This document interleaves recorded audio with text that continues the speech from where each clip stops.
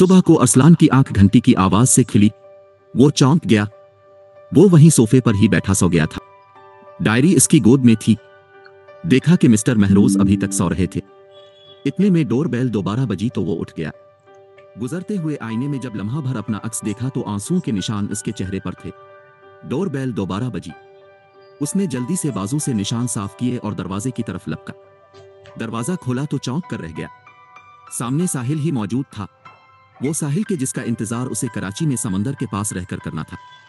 आज वो समंदर का साहिल लाहौर में इसके सामने खड़ा था। इसके हाथों में एक पेटी थी और कंधे पर एक बैग लटका हुआ था। वो भी उसे देखकर चौंके बगैर नहीं रह सका। अरे साहिल, तुम? जी अस्सलाम अलैकुम अरसलान। वालेकुम अस्सलाम। आओ अंदर आओ। अरसलान दरवाजे से हट गया ताकि साहिल अंदर आ सके। साहिल अंदर हुआ तो वो सीधा आगे ही बढ़ता गया। अरसलान इससे पैटी पकड़ने को पीछे पीछे चल पड़ा। वो मिस्टर महरोज के कमरे में या खड़ा हुआ।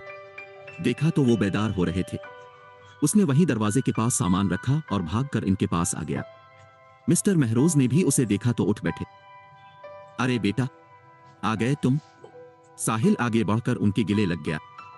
सलाम बाबा, कैसे हैं आप? और ये सर पर पट्टी कैसी बंधी हुई है? इसने उनसे पूछा और एक नजर अरसलान को देखा जैसे इससे भी पूछा हो। लेकिन अरसलान तो बड़े शौक से इसे ही देख रहा था। आखिर इतने अरसे बाद। कुछ देर के लिए वो डायरी का राज भूल चुका था। कुछ नहीं, बस ऐसे ही छोटा सा हादसा हो गया था। ये नेक सिफत लड़का जल्दी अस्पताल ले गया। बस डॉक्टर ने जिद करके पट्टी मोटी बांध दी है।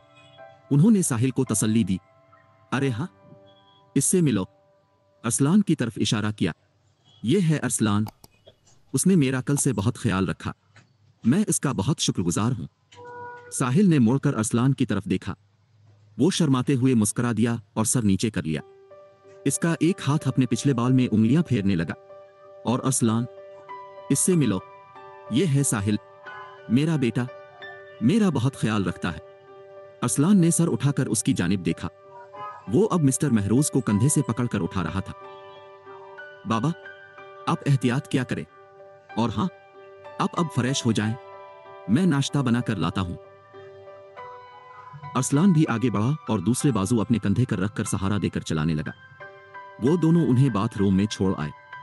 पलटकर साहिल ने पैटी उठा ली तो अरसलान ने इसका बैग। साहिल ने इससे बैग मांगा तो उसने इनकार कर दिया। चलू चलू, अब मैं आपकी मदद करता हूं। साहिल ने हाथ नीचे किया और फिर चुपचाप पैटी लिए बाहर निकल गया। इसके पीछे ही अरसलान था। वो सामान लेकर कॉमन हॉल में आ गए। अरसलान बैग मेज पर रखकर दीवार पर लगी पेंटिंग देखने लगा। इसमें दूर एक कश्ती थी जो तूफान की तुंद मौजों में घिरी हुई थी, जबकि एक डूबता हुआ शख्स सर निकालकर उसे पुकार रहा था और तस्वीर की नुक्कड़ में एक हाथ समंदर के अंदर था जिससे डूबने वाला बेखबर था। इसे ये सब देखकर मिस्टर महरोज की डायरी की इब्तिदा याद आ गई।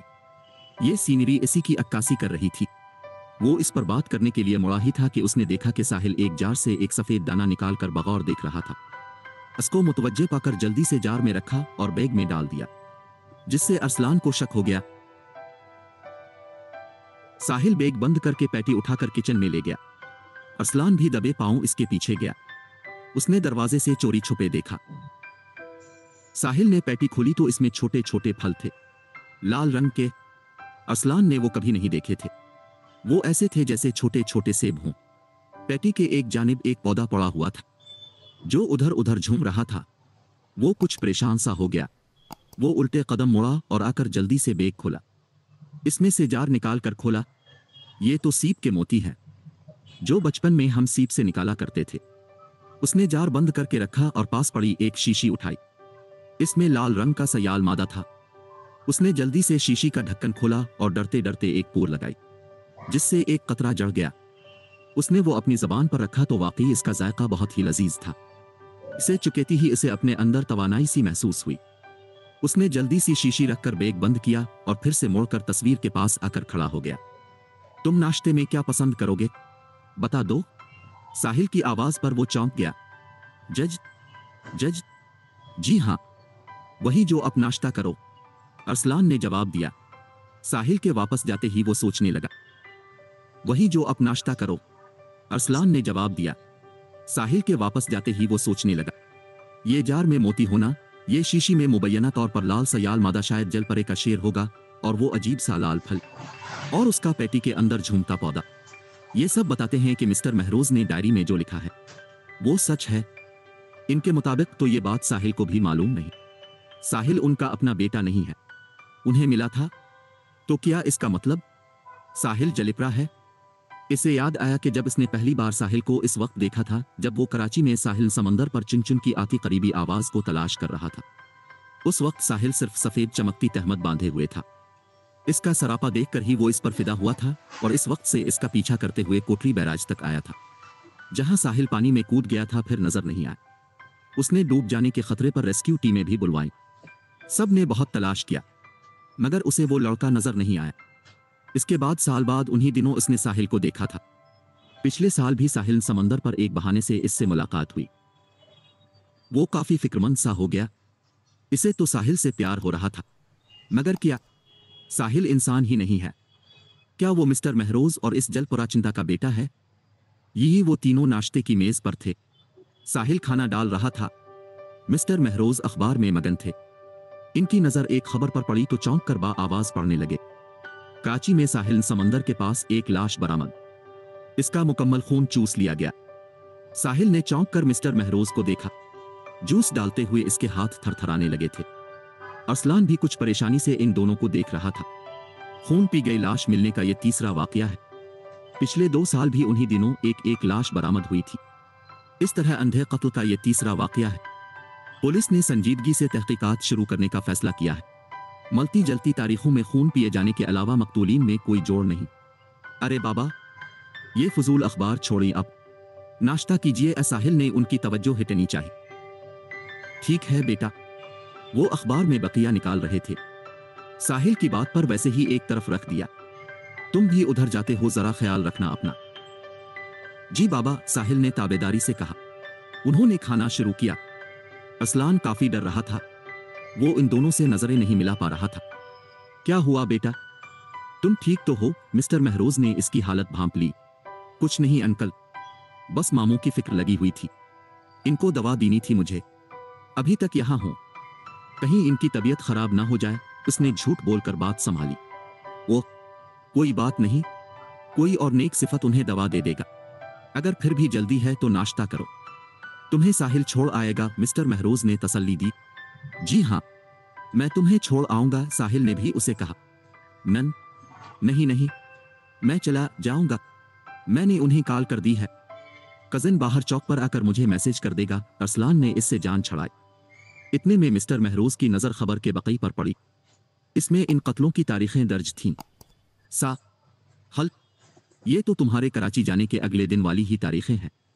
उन्होंने साहिल से पूछा ही था कि अरसलान झट से उठकर बोला पड़ा। हाँ अंकल, ये साहिल भी जलिप्रा है, आपका और चिंता का बेटा। वो दोनों हैरानी से मुंह खोले इसे देखने लगे। क्या? इन दोनों ने हैरानी से पूछा। मिस्टर महरोज को भी यकीन ना आ रहा था। हाँ, इन लाशों का खून इसी ने पिया है। ये मेरा भी खून पी जाएगा, मुझे इससे बचा लो प्लीज प्लीज अंकल। तुम पागल हो गए हो क्या? साहिल ने जरा करख्त होकर कहा। इसकी भूरी आंखें अब जरा सुर्ख सी हो रही थीं। बेटा, ये कैसी बहकी हुई बातें कर रहे हो तुम? अंकल, मुझे साहिल से बचा लो, ये आपका बेटा मेरा खून पी जाएगा। वो बहुत डर रहा था। महरोज ने इसे अपनी बाहों में भर लिया और पीठ थपथपाकर तसल्ली देने लगे। नहीं नहीं बेटा, ऐसा नहीं है। इस दौरान उन्होंने अब साहिल की जानिब एक बार भी नहीं देखा। साहिल का चेहरे पर भी अब अफसुर्दगी आती जा रही थी। अंकल, ये जो पैटी लेकर आया है, इसमें वही अजीब लाल फल हैं। इसके बैग में सीप के मोती हैं और एक शीशी में लाल सयाल है जो केसर है। और आप देख ले, ये तारीखें वही हैं जब साहिल कराची गया था। अगर इन तारीखों को इत्तेफाक माने तो उसके पास मोती, शेर और लाल फल क्यों हैं? अरसलान ने हिम्मत करके पूछा। लेकिन ये सब तुम्हें कैसे पता? मिस्टर महरोज ने पूछा। मैं मुआफी चाहता हूं, मैंने आपकी डायरी पढ़ ली थी, साहिल ने शर्मिंदगी से जवाब दिया। मिस्टर महरोज तसल्ली देते हुए उसे कमरे की तरफ ले जाने लगे। साहिल ने इनका नजरअंदाज करना देख ली और बर्दाश्त ना हुआ, वो भी उनके पीछे हो लिया। बाबा, उसकी पुकार मिस्टर महरोज ने नजरअंदाज कर दी। बाबा सुने तो। कमरे में आकर उसने बाबा से मिन्नत की। वो फिर खामोश रहे। हाँ, मैं ही हूं आपका बेटा, आपका और जलिप्री चिंता का बेटा। मिस्टर महरोज ने आंखें बंद कर ली। इनके दिल की धड़कन तेज हो चुकी थी। बाबा, मेरी तरफ देखें तो। लेकिन महरोज ना मुड़े। वो बस बेड पर बैठे अरसलान का सर साथ लगाए उसे तसल्ली देते रहे। बाबा, मेरा आपके अलावा और कोई नहीं है, मैं अकेला हूं। साहिल भी इनके कदमों में बैठकर रो पड़ा था। यह सुनकर मिस्टर महरोज को झटका सा लगा। वो फौरन झक कर बैठ गए। क्या मतलब? मेरा चिंता कहाँ है? मैं इसका कब से मुंतजर हूं। वो क्यों नहीं आया मुझसे मिलने? कहाँ है वो? साहिल रोते हुए इनके गिले लग गया। बाबा, वो 10 साल पहले वफात पा गए हैं। मिस्टर महरोज को फिर से झटका सा लगा। रोते साहिल के सर पर प्यार देते देते खुद भी रो पड़े। इनका हाल देखकर अरसलान का खौफ भी खत्म हो गया। इसकी जगह इनके लिए हमदर्दी ने ले ली। ये 10वें दिन वो तीनों बांग्लादेश की बंदरगाह चिटागांग पहुंचे, जहां पर वो एक कश्ती पर सवार होकर बारियासाल डिवीजन के जिला पेटवाखिली की तहसील रंगुबली के एक जजीरे पर पहुंचे। वहां तमर के जंगल मैंग्रोव फॉरेस्ट के बीचों बीच गुजरते हुए एक मजार पर पहुंचे, जिसे लोग अदरगाह सिमदर पीर पे कहते थे। यहां लोगों का तांता लगा हुआ था। मुस्लिम और हिंदू सभी मौजूद थे। वो अपनी मिन्नतें लिए यहां हाजिर थे। अरसलान को यह सब बहुत अजीब लग रहा था कि वो एक जलिप्री के मजार पर हाजिर हो रहा है। साहिल अगरचे हर 2-3 साल बाद चिंता के यहां आता रहता था, जिसे वो मां कहता था, मगर इस वक्त इसकी अजीब हालत की वजह यहां अपने बाबा महरोज के साथ आना था। मिस्टर महरोज की हालत उन सबसे ज्यादा काबिले रहम थी। उन्होंने जिंदगी में जिससे सबसे ज्यादा प्यार किया, जिसका सबसे ज्यादा इंतजार किया, वो इससे कभी दूसरी मुलाकात ही ना कर सके। उनका इंतजार खत्म ही ना हो सका। अब वो इसी की कब्र पर 10 साल बाद हाजिर हो रहे हैं। आइए जनाब, मजार के एक खिदमतगार ने साहिल को पहचान लिया था। वो उन्हें अंदर कब्र के पास ले गया। मिस्टर महरोज कब्र के पास घुटनों के बिल गिर गए और फूट फूट रोए। अरसलान और साहिल भी रोते हुए इनकी ढारस बंधाने लगे। फातिहा पढ़ने के बाद वो खानका में आ गए, जहां सिमदर पीर बाबा का एक खलीफा बैठा लोगों की मुश्किलात सुनकर इनके हल के लिए वज़ाइफ बता रहा था और बीमारों को एक कैप्सूल दे देता था। वो ये सब देखकर एक चाय खाने में जा बैठे, जहां साहिल उन्हें बाकी बात बताने लगा।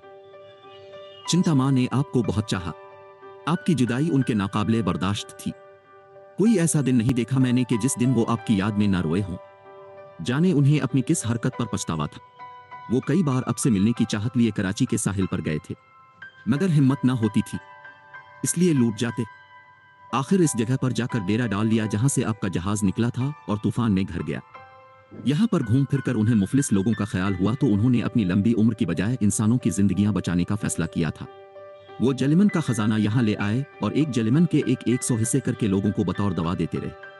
हैरान कुन तौर पर लोग जल्द सेहतयाब हो जाते थे। पहले पहल तो ये हादसा होने वालों को ही दी गई, लेकिन जो फैज याब होता था वो उगे जाकर बताता था। इस तरह लोगों ने उनको पीर बना लिया। खुद काफी अरसे से जलिमन नहीं ली थी, इसलिए सेहत गिरने लगी। उन्होंने मुझे आपके पास भेज दिया।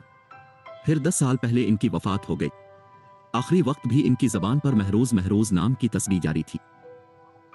साहिल उन्हें बताता रहा और वो ज़ारो कतार रोते रहे। इर्द गिर्द लोग हैरत से इनको देख रहे थे। ये अरसलान, उसने एक बार फिर से पत्थर खलीज बंगाल के पानी में फेंका और मुड़कर देखा। साहिल इसे पुकार रहा था, जी आ जाओ यहां। उसने उसे भी कुश्ती में ही बिला लिया।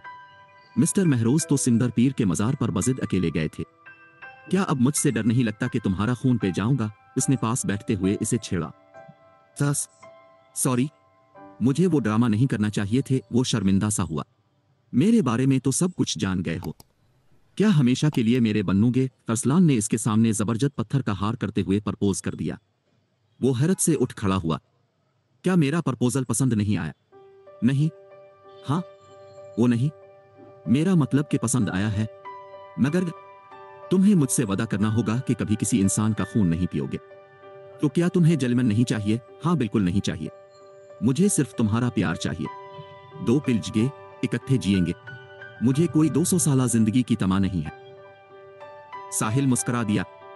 इसके गिले में मोतियों की माला में टका जबरदस्त पहना दिया और इसे गिले लगा लिया। ये खत्म शद।